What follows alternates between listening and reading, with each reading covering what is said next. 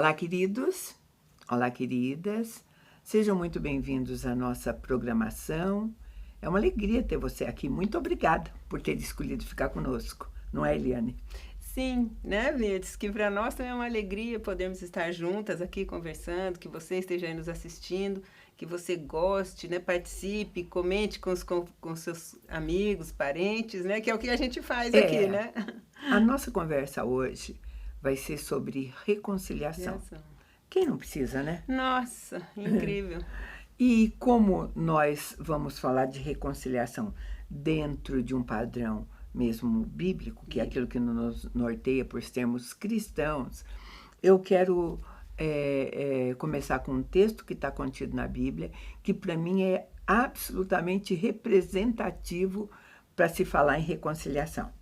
Está lá num livro chamado Filemão, capítulo 1, os versos de 8 a 12, que diz assim: Pois bem, ainda que eu sinta plena liberdade em Cristo para te ordenar o que convém, eu prefiro, todavia, solicitar em nome do amor, sendo o que sou Paulo, o velho, e agora até prisioneiro de Cristo Jesus, sim, solicito-te em favor de meu filho Onésimo, que gerei entre algemas.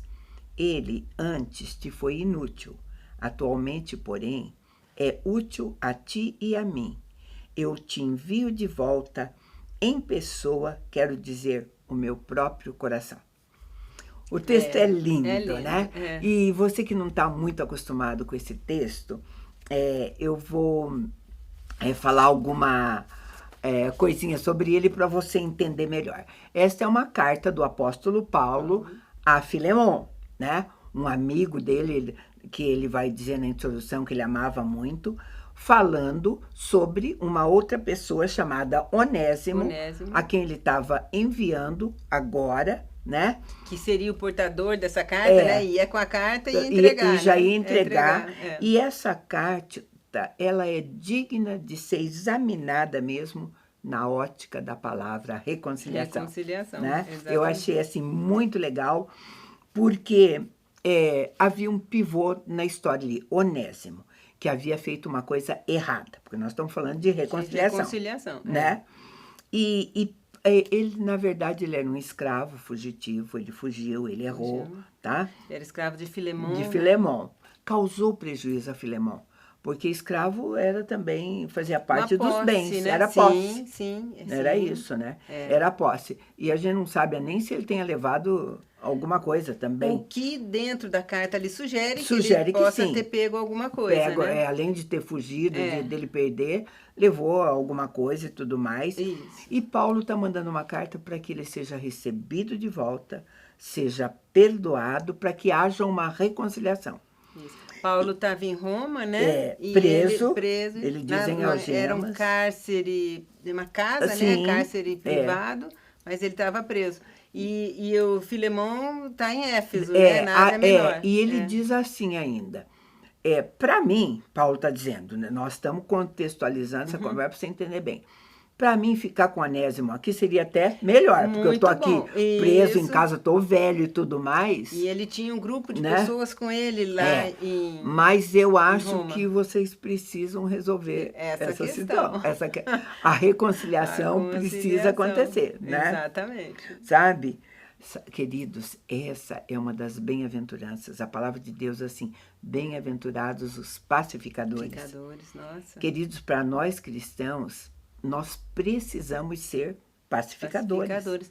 E tem aí um contexto muito bom também de liderança do Paulo, né? Sim. Que ele recebeu, provavelmente o Onésimo estava em situação difícil, foi procurá-lo lá no seu cárcere, lá na sua casa, né? E então, o que ele fez? Entendeu, conversou e entendeu que ele tinha que voltar, estava ajudando ele a resolver as questões dele, né? Eliane, a palavra que ele usa, ele diz assim, o meu filho Onésimo.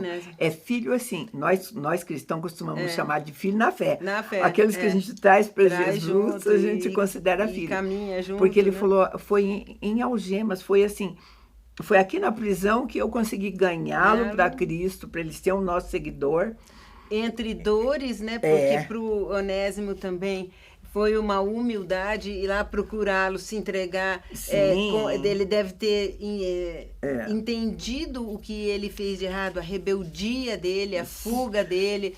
Ele estava se rendendo também, né? Porque na conversão, quando a gente realmente entende o chamado de Cristo, ele se torna o nosso Senhor e nós temos consciência do que a gente era, do que fez errado. Do que fez errado, porque né? quando ele fugiu, sem ter Cristo, ele fez aquilo que ele achou que ele precisava. Quero ser livre, bora aí. Provavelmente um ato de rebeldia, né? Ele era uma pessoa que tinha alguns outros sonhos, alguns outros propósitos, e ficar escravo lá não estava condizente com o que ele queria, né? Queridos, quando Paulo abre essa carta, a introdução da carta de Paulo a Filemon, ele diz, eu vou ler para você que é interessante. Filemon 1, de 1 a 3.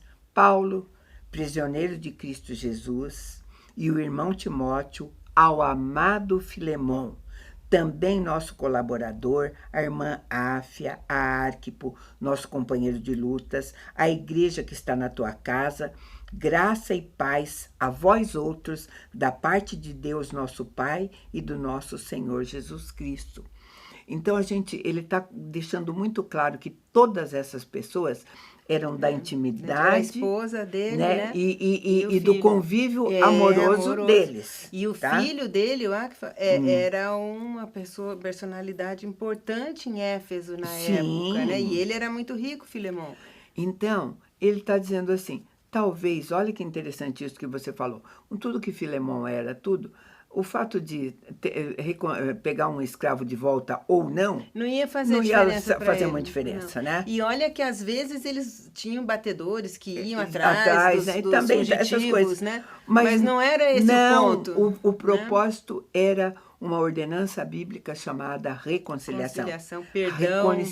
Reconciliação de verdade. De verdade, né? genuína. Então, esse era um grande problema que acontecia, porque do jeito que aconteceu para Filemon, acontecia com um monte de gente que escravo tentava fugir, tudo falar. Tem uma lição. Uma lição, tem até um contexto histórico que havia tantos escravos em Roma nessa época que tinha-se o medo de um levante desses escravos. Sim. O tamanho era, porque às vezes eles eram que eles haviam perdido guerras, né? Ou às vezes eram por dívida, ou o pai vendia. Então, assim, se tornava escravo por várias questões. Por vários motivos. E havia muitos escravos, né? E Paulo, os detalhes de ensinamento da necessidade de haver reconciliação, fazer parte da nossa vida como um todo, ele já começa quando ele diz assim, eu tenho plena liberdade em Cristo de dar isso para você como ordem. Como ordem, exatamente. Quando a gente diz, você precisa perdoar. Isso é verdade, porque ele já já escrito sabia, lá. Né? Exatamente, os 10 mandamentos e estão tudo ali, mais, claro, né? Perdão, não, reconciliação. A conversão fala disso, Jesus disse assim, não venha oferecer nada para mim se você não tiver perdoado seu irmão. Se não né? tiver perdão. Então, Paulo estava dizendo para ele, eu podia só te ordenar isso, cumpra o mandamento. Mas eu quero que você entenda isso em amor. Uau, que é lindo, né? É legal por causa disso. É lindo e extremamente difícil, né? Pra gente, hoje em dia, que às vezes a coisa é meio radicalizada, né? Nessa polaridade da vida. Mas essa é a base falar em amor, né? É a base do primeiro mandamento. Ama a Deus sobre todas as coisas e ao próximo como a ti mesmo. Não é amar o próximo bonzinho. Né? A reconciliação aí, né, passa pelo amor a você mesmo, perdão, com o amor Deus, a Deus, a tudo, sabe? Submissão, né? Porque tem que ser submisso. Ele diz assim, olha, ele está dizendo, praticamente ele te foi inútil, né? Ele diz, para mim ele foi útil, sabe? Mas eu tô te enviando como ao meu próprio coração. E aí tem uma coisa assim, né, que onésimo significa útil, né, em grego. Então, assim, ele fez até um trocadilho, dado a inteligência dele, né? E aí ele tá, em sendo escravo no humano, era inútil. Mas ao libertar, ele seria útil, porque o trabalho é maravilhoso. E sabe, queridos, quando é colocado dessa maneira, o bonito está tudo disso. Ele falando assim, ó, é como se ele estivesse dizendo para Filemon, como cristão que você é agora, não precisava nem falar nada disso, você tinha obrigação de perdoar. né? Mas não é, eu não estou exigindo obrigação de você. Por obrigação, né? Por amor, porque né? Essa reconciliação a gente vai ver mais tarde. Paulo não vai só trabalhar a reconciliação, ele vai trabalhar junto com a reconciliação a restituição. Né? E eles eram amigos, apesar de Paulo a gente não ter ido a Éfeso, mas eles certamente se encontraram, acho que é Epafrodito que já conhecia entre eles e fazia ligação aí, né? Colossenses trata dessa condição de Filemon, fala disso lá, né? Então, assim, eles já eram amigos, eles tinham liberdade, ele também estava falando como quem gostava, né? E a sugestão dele, eu não quero me demorar em texto bíblico enorme, a gente já está adiantando isso para você. A sugestão é assim: você vai tê-lo agora na sua casa não mais como um escravo. Você vai tê-lo como irmão em Cristo, porque ele está convertido. Olha que interessante, né? Aí que você entende as reviravoltas da vida. Foi preciso ele se rebelar, fugir como escravo, para lá eu encontrar Paulo, buscar Paulo, ser convertido e voltar convertido a ele. Né? Assim, você já pensou? E no final, só a frase final de Paulo foi assim: portanto, se você me considera companheiro, recebe-o como se fosse a mim mesmo. Sabe? Uau, 2 vezes, né? Eu sempre digo assim, maravilhoso isso. Eu acho que ele se reduz, não numa ideia reducionista, mas numa ideia de síntese, todo o evangelho, porque Jesus não fala isso: se você der a um pequenino, estará dando a mim, se você... E nesse caso, se a gente fosse resumir a ideia da maneira como foi colocada, eu diria para você que seria mais ou menos assim: enquanto eu estou aqui na cadeia, na verdade, você deveria estar aqui também me servindo, ou porque ele estava velho, cheio de necessidade, como os outros estão, tá? Onésimo, que era escravo e que fugiu, é que está me servindo, é que está fazendo esse papel agora, tá? Então, ele está unindo essas coisas justamente para dar um ensinamento que ia ficar para mim, para Eliane e para você hoje que está nos ouvindo, né? Então, queridos, é muito linda essa carta, né? Essa carta é muito linda. Consegue manter a autoridade e dar uma pincelada, como você falou, mas trabalha profundamente o amor, né? Sabe, e quando, a gente sempre diz, quando nós nos tornamos cristãos, as coisas velhas já se passaram. Tudo se fez novo. Aquele período de escravidão, aquilo que ele fez, aquilo que, né, fica para trás, ficou no passado, né? E Paulo está garantindo a Filemon que a transformação que ele está presenciando ao lado dele é verdadeira, real, né? verdadeira. Não é só a pessoa falar, virei cristão, começa a usar um vocabulário crentez, né? Como a gente chama. Né? E continua igual, né? Continua igual. Não, aqui era transformação mesmo, né? Transformou mesmo. Principalmente porque ele era um escravo rebelde. Só o fato dele ter fugido já diz que ele era rebelde, né? Então, e causou prejuízo e tudo mais, então a transformação era verdadeira. Eu vou chamar um intervalo bem pequeno e a gente volta para fechar essa conversa.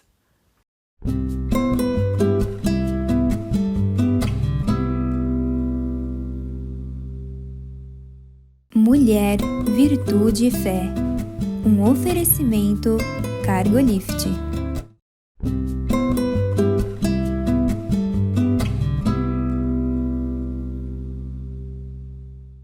Estamos de volta e nós estamos conversando sobre reconciliação, o ensinamento que a palavra de Deus nos traz, né?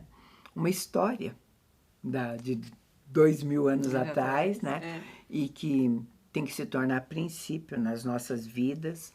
E depois de tudo aquilo que a gente falou em termos de reconciliação, o detalhe que a gente vai pegar agora é que Paulo, além dessa reconciliação, ele ensina também o princípio de restituição.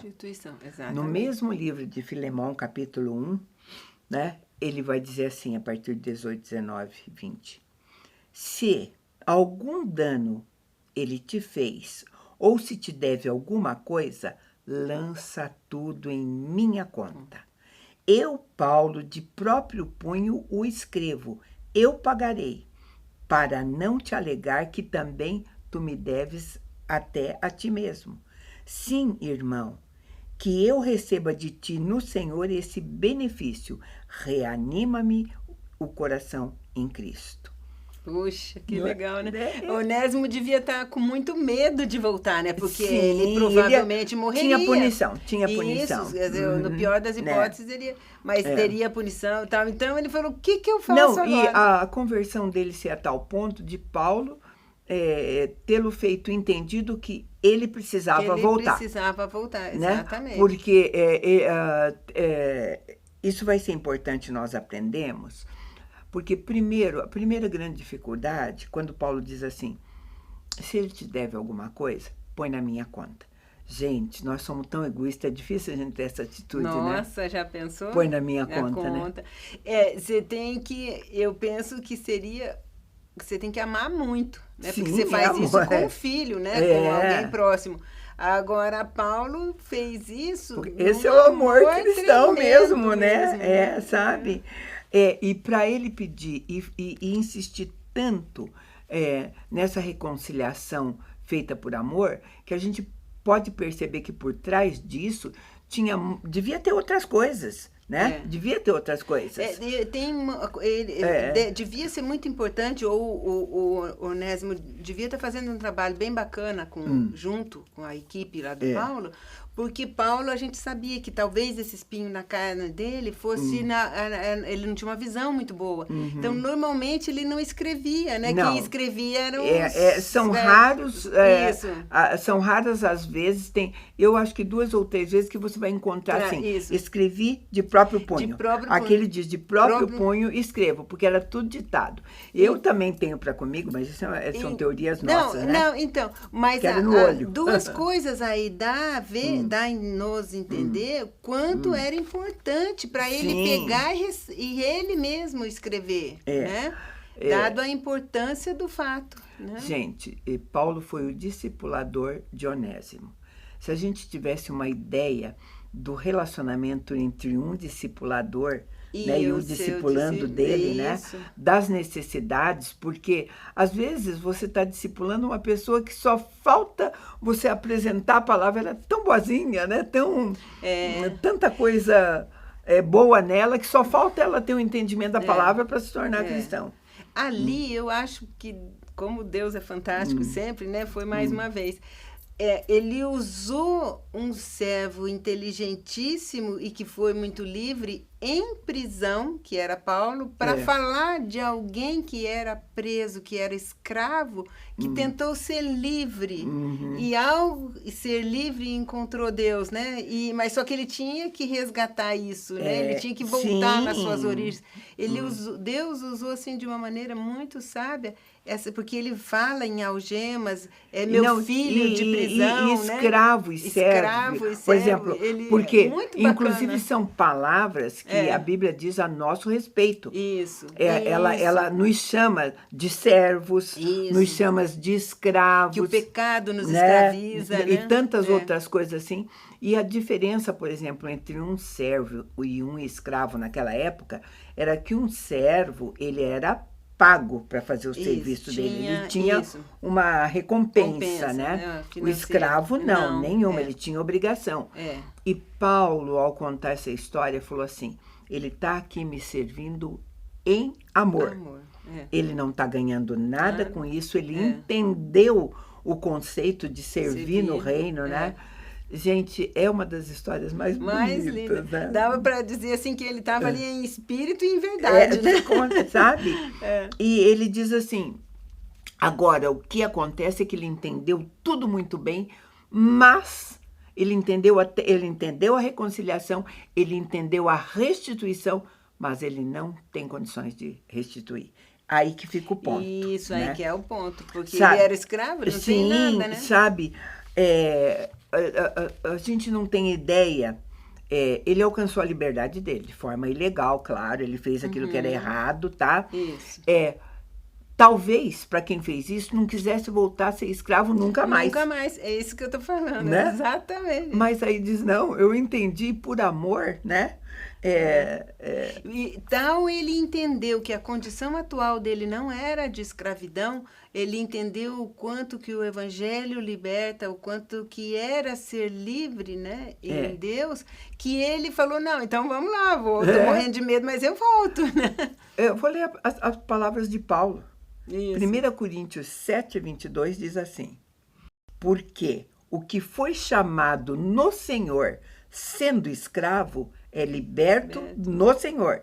Semelhantemente, o que foi chamado sendo livre, é escravo de Cristo.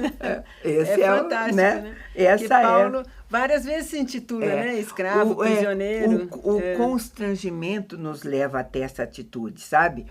E Onésimo entendeu isso. Mesmo ele tendo alcançado a liberdade, ou de maneira errada, ou de qualquer coisa, ele agora se tornava escravo, de novo, né? Jesus, por amor, uma outra condição, isso, né? Agora, Paulo reconheceu, eu sei que ele tem pendências, mas, né, e que você precisa dessas pendências, então põe na minha conta. Isso. Põe na minha conta. Olha, queridos, às vezes, e esse é um conceito muito comum entre pessoas que se tornam cristãs, achando, bom, isso, o que aconteceu foi antes de eu me tornar cristão. Agora eu vim para Cristo, o passado ficou lá. Às vezes nós precisamos voltar e realmente nos responsabilizar por alguma coisa que nós fizemos no passado. Tem duas coisas que a gente precisa voltar. Uma é essa que você falou, as coisas que de repente causamos a outros, os danos, os prejuízos, né? No caso aí. E outra é em algum momento voltar e trabalhar esse nosso emocional, vamos dizer hoje o que a gente estava escravo do pecado, ou em que momento a rebelião, né? No caso dele física, mas a nossa uma rebelião de alma, de princípios, e se libertar disso, soltar dessas amarras emocionais, né? No contexto, desdobramento da história.